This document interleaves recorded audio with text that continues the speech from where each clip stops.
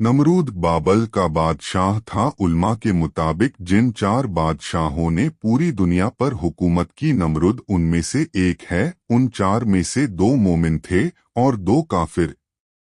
मोमिन जुल्करनैन और सुलेमान अलैहिस्सलाम हैं, और काफिर नमरूद और बख्त नसर है।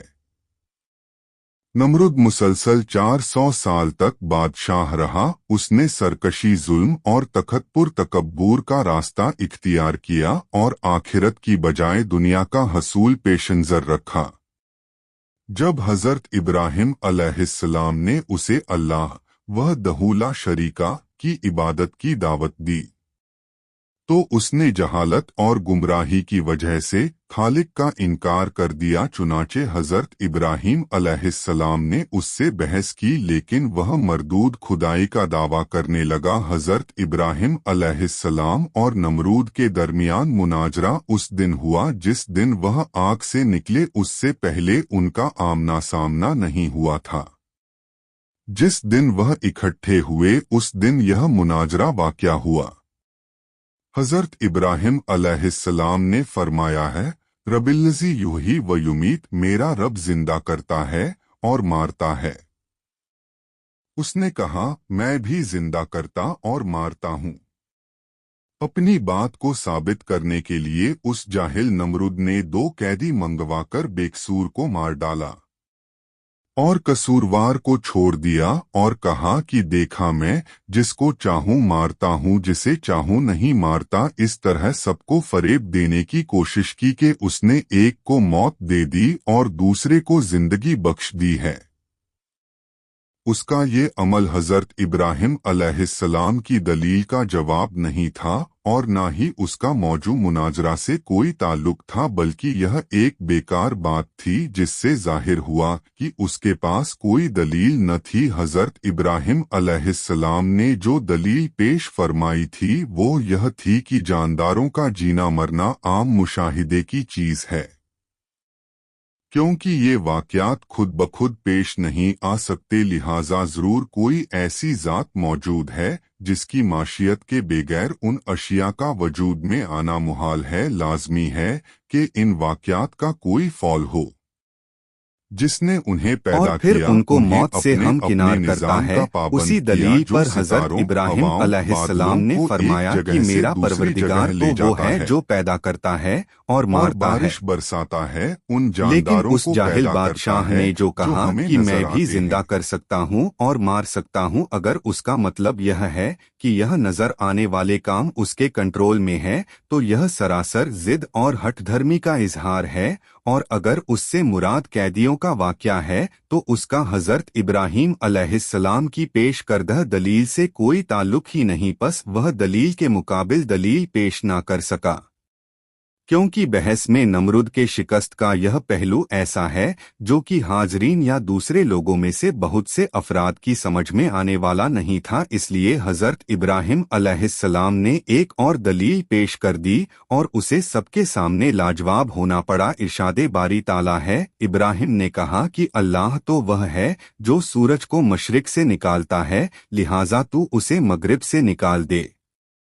यानी ये सूरज रोजाना मशरिक से निकलता है जिसे इसको पैदा करने वाले और चलाने वाले ने मुकर्रर कर रखा है। अगर तू ही जिंदगी और मौत का मालिक है, जैसा कि तेरा दावा है कि तू जिंदा करता और मौत देता है, तो उसको मगरिब से ले आ, क्योंकि जिसके हाथ में जिंदगी और मौत का इख्तियार हो वह जो चाहे कर सकता है, उसे ना मना किया जा सकता है और ना मगलब किया जा सकता है, बल्कि हर चीज पर वह गालिब होता है और हर चीज उसके हुक्म की पाबंद होती है। अगर तेरा दावा सच्चा है तो यह काम कर, वरना साबित हो जाएगा कि तेरा दावा गलत है और यही हकीकत है। और हर शख्स जानता है कि तू यह काम नहीं कर सकता, तू इस कदर आजिज है कि एक मच्छर भी पैदा नहीं कर सकता।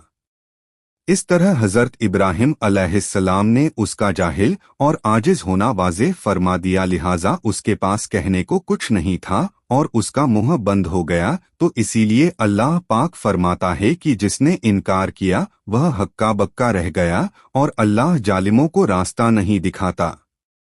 यह सुनकर काफिर शदर रह गया और अल्लाह है इंसाफों को हिदायत नहीं दिया करता। नमरूद ने अशिया खोरदनी का इंतजाम अपने हाथ में रखा था। लोग गल्ला लेने के लिए उसके पास जाते थे। हजरत इब्राहिम अलैहिस्सलाम भी दूसरों के साथ गल्ला लेने गए। उसने हजरत इब्राहिम अलैहिस्सलाम को गल्ला देने से इनकार कर दिया। आप खाली हाथ लौटे और घर के करीब पहुंचे तो दोनों बोरे मिट्टी से भर लिए और सोचा कि जब मैं घर पहुंचूंगा तो घर वाले मुतमईन हो जाएंगे। घर पहुंचकर उन्होंने बोरे उतारे और खुद सो गए।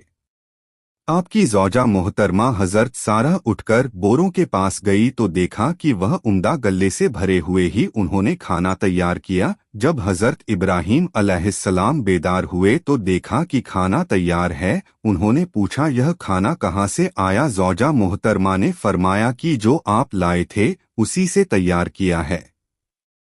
हजरत इब्राहिम अलैहिस्सलाम समझ गए कि यह अल्लाह पाक ने मौजज़ाना तौर पर आता फरमाया है। नमरूद मरदूद हर बार तौहीद की दावत को कबूल करने से इनकार करता रहा। बिल आखिर बोला, तू अपने लश्कर जमा कर ले, मैं अपने लश्कर जमा करता हूँ ताकि तेरे खुदा के साथ मेरा मुकाबला हो।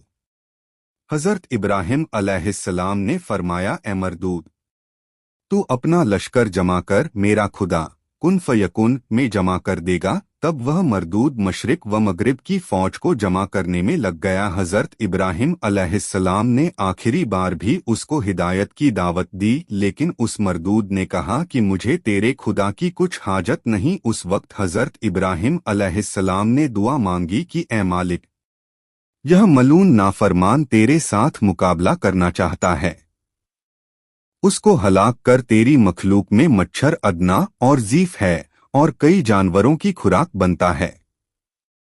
मैं तेरी रहमत से उस मच्छर को मांगता हूँ कि इस मरदूद का खात्मा करे। पस उनकी दुआ कबूल हुई। नमरूद ने अपनी फौज को मैदान में इकट्ठा किया और हजरत इब्राहिम अलैहिस्सलाम से कहा कि अगर तेरा खुदा चाहे तो ज़मीन की हुकूमत हमसे छीन ले, मगर उससे पहले मेरी फौज का मुकाबला करे।